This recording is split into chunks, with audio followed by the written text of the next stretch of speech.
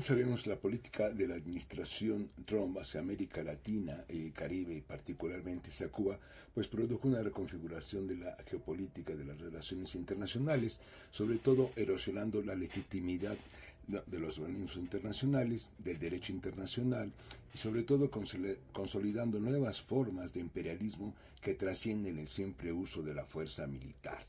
En este sentido, quisiéramos abordar de manera específica la cuestión de la reactivación de la ley Helms-Burton hacia Cuba y su impacto.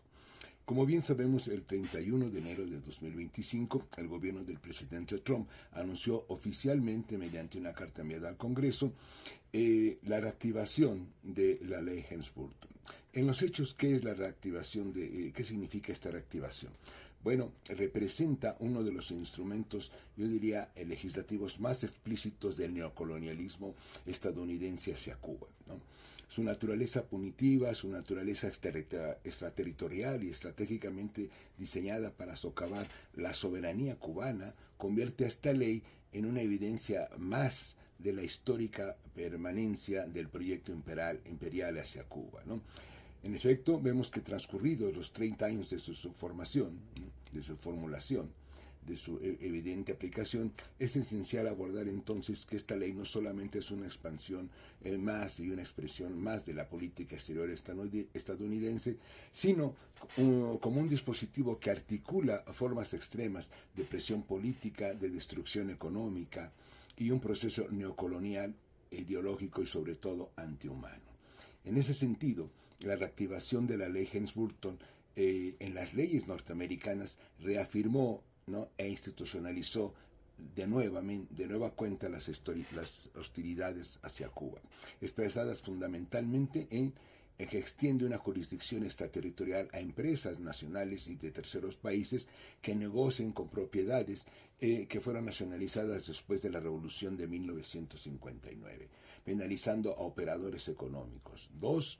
Afirma el derecho de ciudadanos estadounidenses a reclamar indemnizaciones por bienes expropiados y constituyendo un ataque directo al régimen socialista cubano y sobre todo una herramienta para la recolonización económica de la isla, ¿no?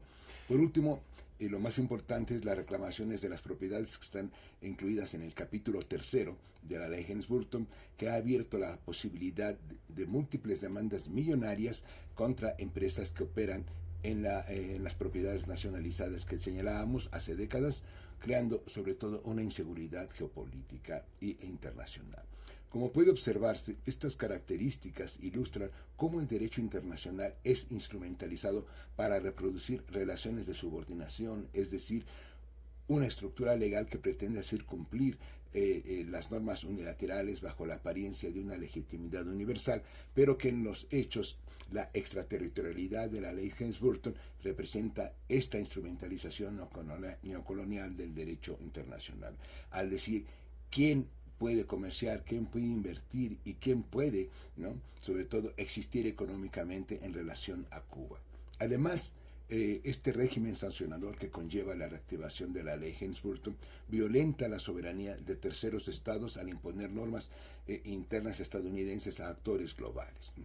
En un segundo nivel, fragmenta la integridad del derecho internacional al contravenir principios como la igualdad soberana de los estados y sobre todo a la no intervención. Y por último, reproduce jerarquías económicas y políticas de poder donde la visión estadounidense se erige como universalizable, mientras que las voces de los marcos de los países sancionados son deslegitimados. Por ello, la extraterritorialidad de la ley Helms-Burton se traduce en prácticas de vigilancia financiera, de presiones económicas, de sanciones secundarias que limitan la capacidad soberana de Cuba para integrarse, digamos, a los circuitos globales de intercambio y comercio. En ese sentido afirmamos, ¿no?, que su reactivación no solo ha reconfigurado la geopolítica caribeña, sino que ha devenido en un dispositivo normativo que reproduce formas coloniales de dominación, de control de recursos, de movimiento de personas y sobre todo de la autodeterminación de un pueblo. Más importante aún es señalar que los impactos múltiples que significa la reactivación de esta ley para un pueblo y un gobierno y el gobierno cubano, ¿no? Como bien sabemos, durante 3 décadas la ley Helms-Burton ha profundizado el asedio económico, ha profundizado el embargo, exacerbado vulnerabilidades estructurales. No obstante, el embargo, ahora reforzado, ha afectado a sectores estratégicos de Cuba como el acceso a financiarización internacional, importación de insumos médicos y tecnológicos y sobre todo exportaciones esenciales como es el azúcar, el níquel y servicios profesionales. Y por último también ha afectado al turismo y a las remesas bajo condiciones restrictivas. Cabe señalar aquí que los efectos no pueden medirse únicamente en términos cuantitativos de pérdida económica, sino como cómo ésta se transforma y afecta la vida cotidiana cubana, particularmente las limitaciones en la salud pública, en el deterioro de la infraestructura, en migraciones forzadas y en un estado permanente de incertidumbre. Sin embargo, y esto es importante anotarlo, ¿no?, la resistencia y lucha por la soberanía contra la ley Helms-Burton no es únicamente un reclamo estatal, tiene múltiples expresiones. Así, aunque siempre tensionados por el embargo hacia Cuba, Cuba ha reforzado sus relaciones con gobiernos de América Latina y el Caribe reticentes al intervencionismo estadounidense, y particularmente aquí debemos señalar la actitud siempre digna e histórica de nuestro gobierno de México. En segundo lugar, ha desarrollado alianzas con países no alineados en foros multilaterales, ¿no?, y ha desarrollado cooperación médica, educativa y cultural como una forma de diplomacia solidaria, ¿no? Si bien estas relaciones no eliminan los efectos directos de la ley Helms-Burton, sí constituyen contrapesos estratégicos a la lógica del aislamiento y la política neocolonial que hoy desarrolla Trump hacia la isla. Pero sobre todo, estas prácticas revelan que la resistencia cubana no es pasiva. Existe un tejido social histórico que resiste, que negocia, que transforma y que produce alternativas a la situación actual provocada, ¿no? Otro elemento que no podríamos dejar de señalar, es decir, es el de la resistencia y representa la solidaridad, ¿no?, a nivel internacional y que trasciende las fronteras, ¿no? Y estas se inscriben en los movimientos globales contra sanciones unilaterales, por la justicia económica y sobre todo por la soberanía de los pueblos, ¿no? Ejemplos relevantes es las redes de solidaridad académica y activista que producen contradiscursos y documentación crítica, como la red de intelectuales y artistas en defensa de la humanidad en el capítulo México, como organizaciones de la sociedad civil que desafían las narrativas de las legitimadoras de este embargo, como las recientes acciones que hubo de solidaridad en la sociedad mexicana hacia Cuba, ¿no? Y por último, las movilizaciones diplomáticas que reclaman el fin de las sanciones en los distintos foros multilaterales de Naciones Unidas, ¿no?